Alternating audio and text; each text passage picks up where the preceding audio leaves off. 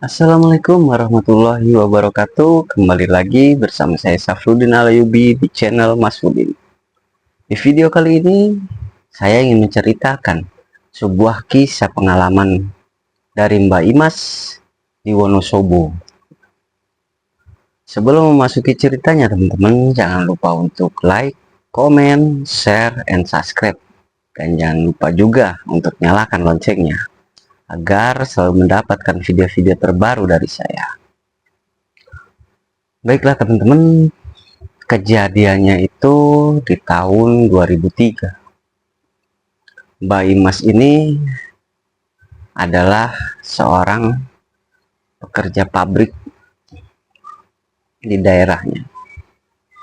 Ya, rumahnya itu jarak ke pabrik ini sekitar 1,5 jam, nggak begitu jauh.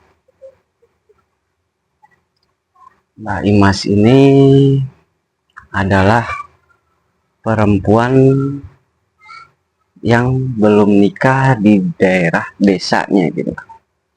Tinggal Mbak Imas. Kalau teman-temannya Mbak Imas itu di kampung-kampung gitu, yang gadis-gadis itu semuanya sudah berumah tangga.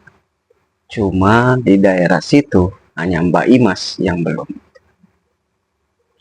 Karena mungkin Mbak Imas itu ingin menuntut bergelut dengan kerjaannya untuk pengen punya penghasilannya. Nah, di situ pada saat itu Mbak Imas ini kedapatan untuk kerjanya lembur gitu kan. Karena masuknya itu dari pagi, pabrik itu dari pagi. Jadi jam 7 pun Mbak Imas itu udah stay di sana gitu, di area pabrik. Karena masuknya kurang lebih jam 8-an atau jam 9-an. Nah, ketika itu Mbak Imas berangkat pagi-pagi dari rumahnya dan izin ke orang tuanya untuk berangkat dengan membawa sepeda motor. Setelah udah pamitan sama ibunya sama bapaknya, Mbak Imas pun jalan. Di saat itu Mbak Imas lupa bahwa dirinya itu di hari itu ya lembur gitu, kerjanya.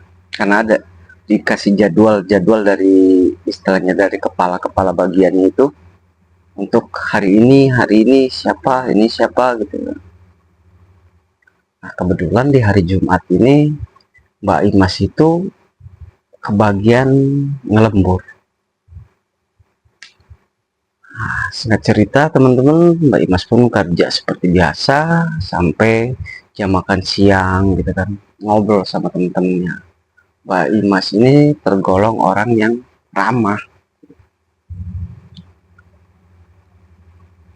tapi banyak juga dari rekan-rekan kerjanya ini Mbak Imas selalu diintimidasi gitu kan, selalu kayak direndahkan atau diledek lah, macam seperti itulah. Nah, Mbak Imas tuh ya cuman nggak membalas, cuman diam aja. Bahkan ada teman-teman di area pabriknya itu yang cowok-cowok tuh ya banyak yang ngedeketin Mbak Imas ini. Tapi Mbak Imas itu nggak selalu ngerespon dan menegurnya pun, istilahnya menolaknya pun ya baik-baik gitu.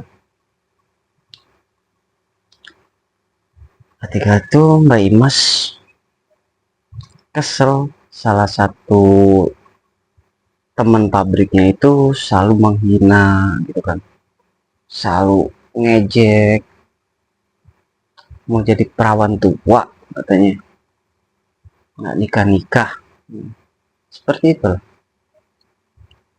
Sampai-sampai Mbak Imas itu ngerasain yang namanya sakit hati karena diejek tiap hari, diejek makanan ejekan terus seperti itu. Tapi Mbak Imas itu ya nggak pernah cerita ke orang tuanya, dia pendam sendiri. Nah, setelah kurang lebih jam 3-an, kepala bagiannya itu datang Mas, nanti malam hari ini lembur ya. Sampai kurang lebih sampai jam 8 atau jam 9-an, karena barangnya itu mau langsung diangkut. Jadi tolong untuk semuanya ya untuk disiapin semua gitu supaya beres.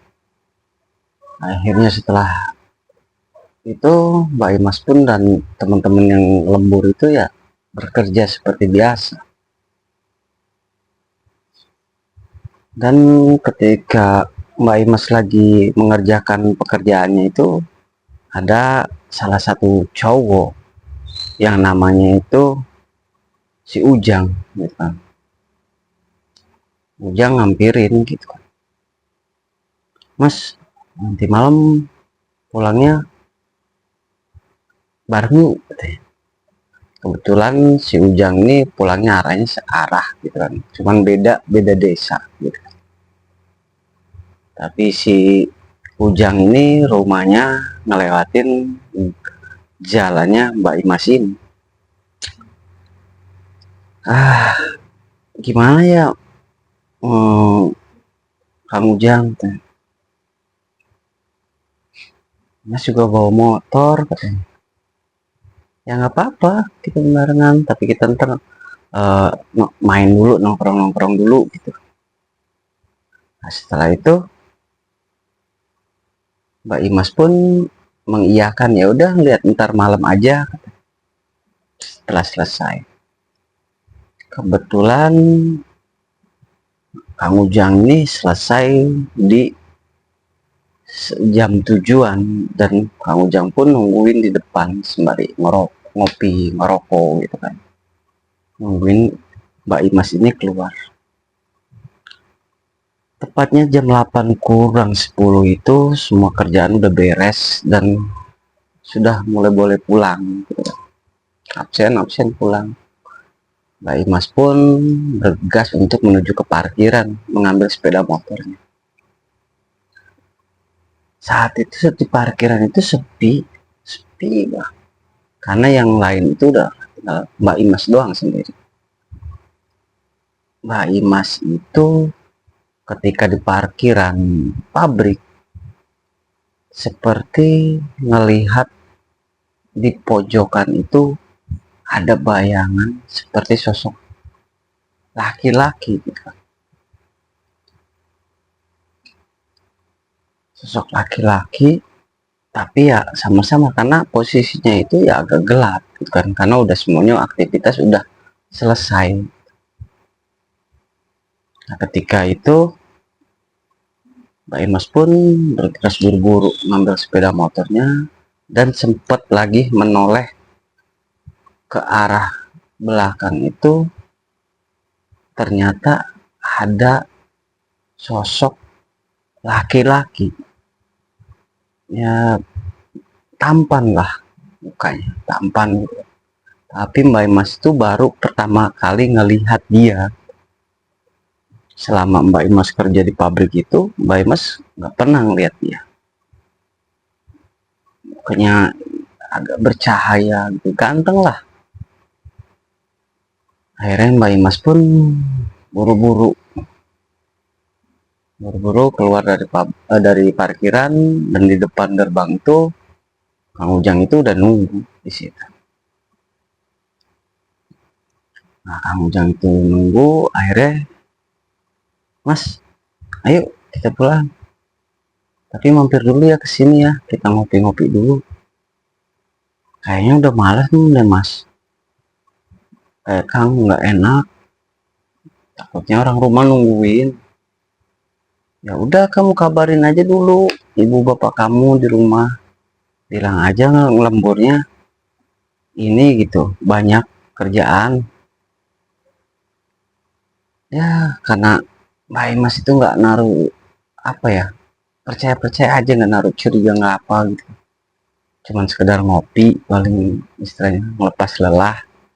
Akhirnya Mbak Imas pun nelfon ibunya, Bu, Imas pulangnya agak telat ya karena lembur. Nah habis lembur ini Imas belum pulang, pengen nongkrong dulu, ngopi-ngopi dulu bareng temen-temen.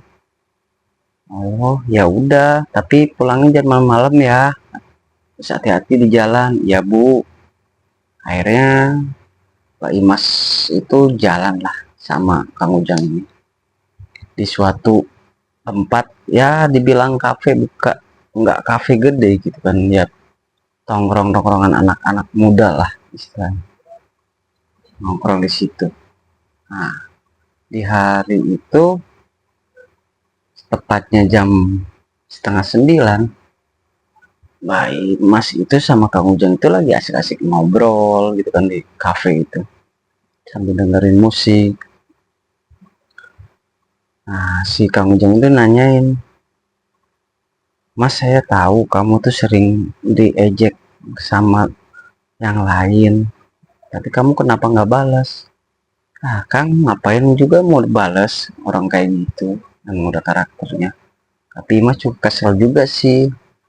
Ya makanya dibales, jangan diem aja, kata si Kang Ujang. Enggak lah Mas, biarin nanti juga ada yang balas sendiri. Nah, pas ketika itu Mbak Imas lagi ngobrol-ngobrol asik tentang pembahasan dia waktu di pabrik itu di kayak gimanain sama temen-temen ceweknya. Terus juga Mbak Imas tuh kenapa belum mau nikah gitu. Ya arahnya Kang Ujang itu sebenarnya mah Kang Ujang itu naksir gitu kan, pengen nikah sama Mbak Imas ini karena yang orangnya kalem, nggak banyak ngomong, terus mukanya ayu gitu kan. Pas di situ Mbak Imas nggak sadar kalau waktu itu udah nunjukin jam 10:20, sampai sontak kaget pas ketika Mbak Imas itu ngelihat jam di tangannya itu. Nah Mas, Kang, kok udah jam 10 lewat ya, udah mau setengah 11, ayo pulang. Oh iya ya, asikan ngobrol jadi lupa lupa waktu deh. Ya udah pulang yuk. Akhirnya pulang, mereka pun pulang. Sempatlah diantar sama Kang Ujang itu sampai ke depan jalan di mana Mbak Imas itu jalan, masuki area rumahnya gitu kan. Seperti gang gitu kan. Mbak Imas tuh bilang, Kang Ujang sampai sini aja ya, nggak enak kalau sampai depan rumah. Oh ya udah nggak apa-apa. Ya udah, Kang Ujang maaf ya, jangan marah. Enggak kok, nggak apa-apa. Makasih ya udah mau diajak ngobrol, mari ngopi-ngopi. Ya saya makasih. Akhirnya Kang Ujang tuh terbalik dan pulang ke arah kontrakannya. Sedangkan Mbak Imas itu pulang ke rumah. Jadi rumahnya Mbak Imas sebelum masukin gang yang mau ke area rumahnya itu ya lumayan ada istilahnya kebun kecil lah dibilang, ngelewatin kebun itu nggak terlalu lebar banget kebunnya gitu kan, maksudnya nggak terlalu panjang banget gitu. Nah, kebun itu ya emang kondisinya gelap. Di situ ada yang namanya pepohonan besar seperti pohon-pohon beringin gitu kan. Karena Mbak Imas baru hari itu pulang sampai larut malam, awalnya sih Mbak Imas biasa aja gitu kan jalan. Nah, ketika jalan udah memasuki area kebun di mana ada pohon beringin itu, tiba-tiba bulu kuduk Mbak Imas itu merinding gitu kan. Ih, kok merinding ya? Serem banget. Apa karena emang nggak pernah pulang malam, jadi kondisinya begini. Mana sepi katanya. Ada jalan, sembari jalan itu Mbak Imas itu sempat menoleh atau nengok ke arah pohon beringin itu. Nah di situ Mbak Imas itu ngelihat sosok laki-laki yang waktu ketemu itu di parkiran. Mbak Imas tuh sempat kaget, lah kok laki ini ada di sini ngapain ya? Udah biar Mbak Imas itu pura-pura nggak ngelihat ngelewatin. Padahal mereka itu sempat bertatapan gitu kan. Cuman Mbak Imas itu pura-pura nggak ngelihat. Sampailah di rumahnya Mbak Imas. Mbak Imas pun dan bapaknya pun keluar membukakan pintu. Duh, Dok, kok pulang malam-malam banget? Iya Pak, tadi kan lembur, pulang jam 8-an, terus sama temen-temen nongkrong dulu di kafe, ngobrol-ngobrol, melepas lelah katanya habis lembur. Oh ya, ya udah, ke sana kamu bersih-bersih. Ya Pak, biar motor Bapak yang masukin nanti. Ya Pak. Nah, Mas Bos masuk, setelah masuk terus bebersih lah dan masuk ke kamarnya. Nah, ketika ingin ngerebah gitu kan, pengen tidur gitu kan, capek. Mbak Imas itu tiba-tiba ingat sosok laki-laki itu. Dia tersenyum sampai Mbak Imas itu penasaran siapa sih ini. Kayaknya ya mungkin Mbak Imas itu ada rasa-rasa gimana gitu. Karena parasnya ini yang tampan. Nah, satu ketika Mbak Imas pun di situ bermimpi itu ketemu sama laki-laki itu. Nah, ketika di mimpinya itu Mbak Imas menceritakan tentang pertemuannya dengan sosok cowok tampan itu. Akhirnya mereka pun kenalan dan ngobrol, dan laki-laki itu mengaku namanya Robi. Ketika itu Mbak Imas tersadar ketika ngedengar azan subuh. Mbak Imas ngedengar azan subuh, akhirnya Mbak Imas itu ya ngambil air wudhu dan terus sholat subuh.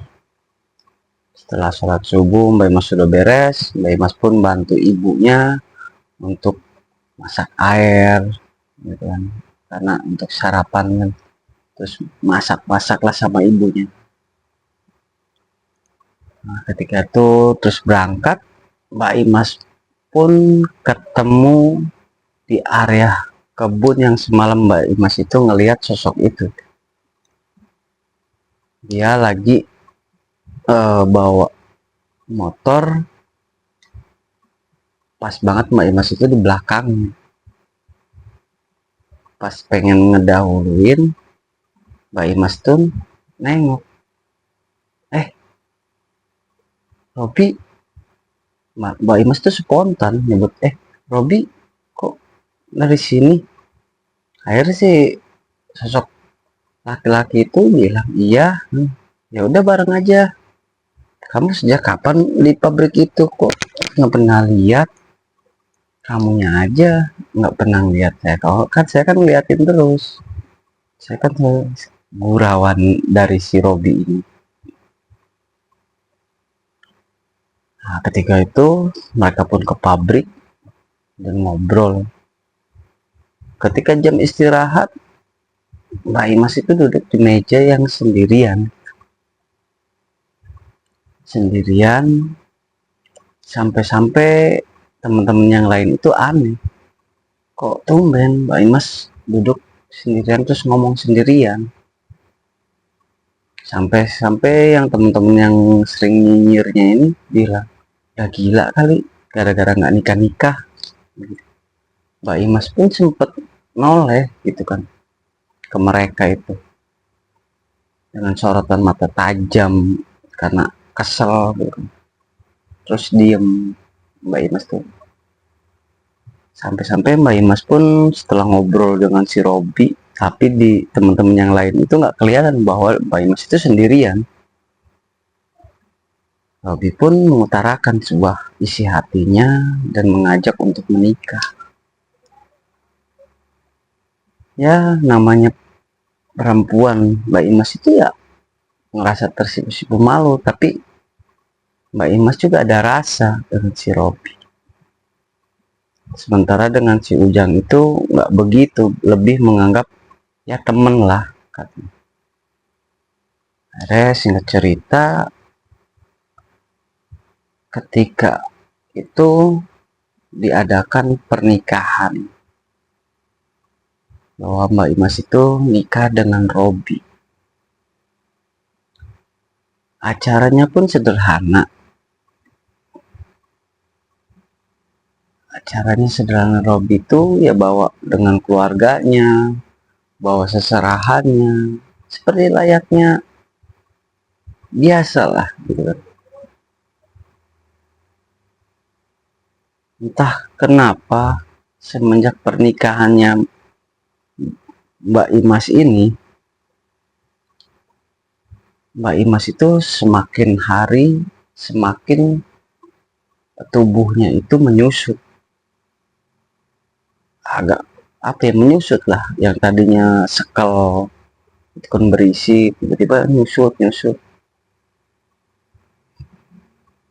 Nah, karena tadinya sering diejekin terus sama teman-teman di pabriknya itu, Mbak Imas pun ya menikah di situ karena untuk biar temannya itu nggak selalu ngomong yang enggak tentang Mbak Imas ini.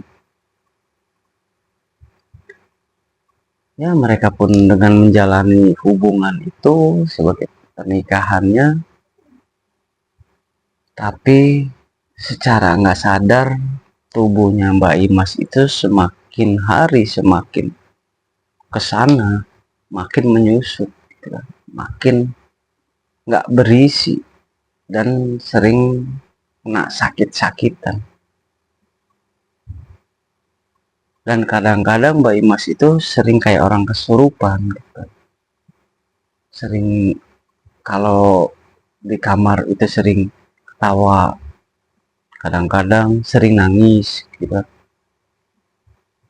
Sering ya kayak kayak orang ketawa aja, kayak orang ketawa yang kerasupan gitu kan. Tapi nggak lama nanti nangis. Seperti itu. Banyak kejanggalan-kejanggalan setelah menikah dengan si Robi ini. Nah, kebetulan waktu itu bapaknya Mbak Imas dan ibunya Mbak Imas itu ngadirin acara undangan di daerah kampungnya si Robi ini. Ternyata ada salah satu warga di sana menceritakan, karena bapaknya Mbak Imas itu nanya kalau Robi itu sebenarnya gimana di sini. Sampai warga yang di sana pun yang diajak ngobrol itu bingung. Robi yang mana, Pak? Itu loh yang kemarin nikahan, yang berapa minggu kemarin nikahan sama anak saya. Oh, perasaan di sini udah nggak ada yang nama Robi. Ada juga orangnya udah nggak ada, Pak. Lah, gimana katanya? Iya, dia orangnya tinggi, tinggi tegak gitu kan, tampan. Tapi dia itu anak seorang dukun gitu kan. Ia pun terus meninggal. Si Robi ini meninggal dengan kondisi yang nggak wajar gitu kan. Nggak wajar gimana? Ya badannya itu semakin, yang tadinya keker sekarang mengkerut gitu. Bapak dan ibunya Mbak Imas itu sempat kaget. Lah itu Robi siapa? Sampai dikasih lihat sama warga itu fotonya waktu pernikahan. ini bukan, ini kan si Robi, ini anak saya.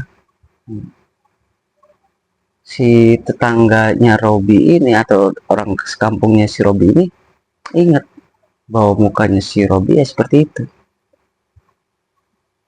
Iya apa bener, tapi orangnya udah meninggal dan bapaknya pun sekarang udah pindah, nggak tahu di mana karena diusir, karena sering banyak orang-orang luar itu datang ke sini ya minta ini minta itu. Ternyata diusutnya usut bapaknya itu profesinya sebagai dukun. Sempat kaget kan, akhirnya setelah kondangan itu buru-buru ibu dan bapaknya Mbak Imas itu pulang, dan sorenya pun ketemu dengan Mbak Imas dengan kondisi Mbak Imas itu agak pucat gitu kan, terus kurus. Mas, bapak mau nanya, katanya. Ya pak, nanya apa? Si Robi ada itu di kamar. Kamu bener, Robi kak, aslinya dari mana? Nah itu kamu sebelah kan, kemarin kan udah dikasih tahu waktu acara nikahan juga, ibu bapaknya ngasih tahu gini-gini. Aduh, tapi bapaknya itu ingat perkataan dari warga yang di kampungnya Robi ini. Robi juga meninggalnya dalam keadaan yang tadinya tegak, badannya berisi, itu semakin mengusut atau semakin keriput, nggak tahu kenapa. Nah ketika itu bapaknya pun ya udahlah, nggak apa-apa. Emang kenapa sih pak, kata si Mas, bapak nggak suka sama Robi? Bukan nggak suka, nggak apa-apa. Ya udah, kamu temenin dulu sana suami kamu. Oh, iya pak. Bapak dan ibunya pun ngobrol tentang keanehan itu. Hingga ibunya tuh punya inisiatif untuk, Pak, gimana kalau kita minta tolong ke Ustadz Adi aja ya? Ya udah deh, kan Ustadz Adi sering banyak orang yang ini kan, terus juga kita pernah lihat Ustadz Adi itu bisa ngerti tentang hal ini. Akhirnya ibu dan bapaknya itu keesokan harinya pergi ke rumahnya Ustadz Adi itu. Ya jaraknya nggak terlalu jauh, kurang lebih setengah jam di situ. Sampai-sampai di rumahnya Ustadz Adi itu, bapaknya itu bertanya, ngobrol, menceritakan tentang keganjilan yang dialami oleh anaknya. Menceritakan.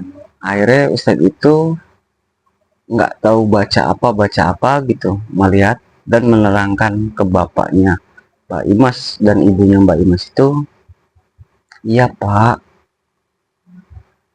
pas tadi dicek itu ternyata menantu bapak itu bukan manusia. Bukan manusia gimana? Itu yang namanya Robi itu, bapaknya itu profesinya itu seorang dukun. Dukun pesugihan, dukun sering ngumbalin. Dan si Robi pun akibatnya kena ulah dari bapaknya, sampai dia pun meninggal. Yang jadi mantu bapak itu sosoknya ya keker, tapi berbulu gitu, dengan punya taring yang banyak darahnya. Ibu dan bapaknya Mbak Imas itu kaget, sampai ibunya itu nangis gitu. Pak, minta tolong pak, anak saya pak, minta tolong. Iya, nanti saya usahakan ya bu. Ibu sekarang sabar aja, banyak-banyak doa. Nanti saya sama santri-santri saya ke sana. ke rumah ibu. Singkat cerita, sudah seminggu berikutnya Ustadz Hadi dan santrinya itu datang ke rumah, tepatnya malam gitu kan, sekitar jam 8-an. Sampai di sana Mbak Ustadzah itu ngobrol dengan Mbak Imas ini gitu kan. Izin ya teman-teman untuk seruput dulu. Bismillah.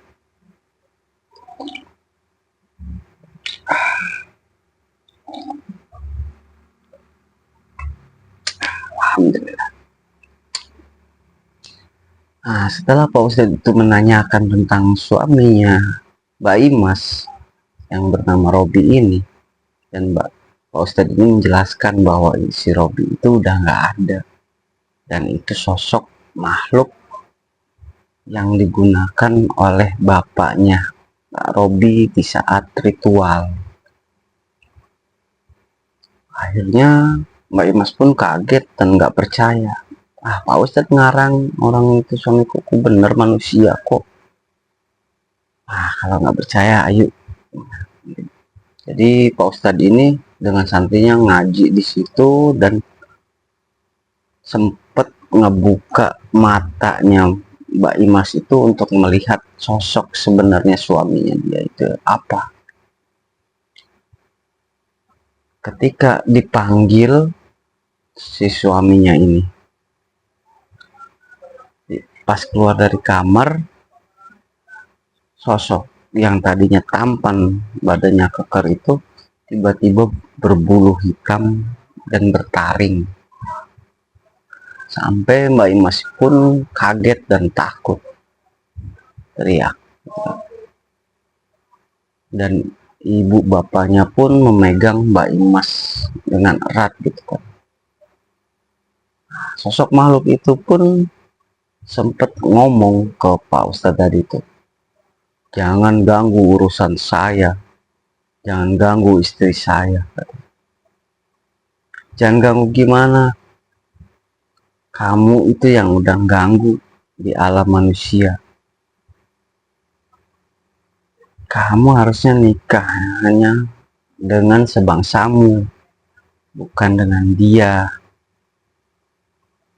Di situ ketika obrolan di situ tentang Pak Ustadz dengan makhluk itu lagi ngobrol, si Mbak Imas dan ibunya itu ya nangis terus, sampai Mbak Imas pun pingsan nggak sadarin diri. Pak Ustadz pun sempat melihat gitu, Pak Ustadz itu ngeliat, udah biarin dulu Pak, biarin dulu, ntar juga siuman lagi, cuman pingsan. Akhirnya Pak Ustadz pun berdialog lagi dengan makhluk itu. Udah, sekarang kamu pergi ya, jangan ganggu keluarga ini lagi. Makhluk itu pun dengan nada marah, gak bisa, itu istri saya.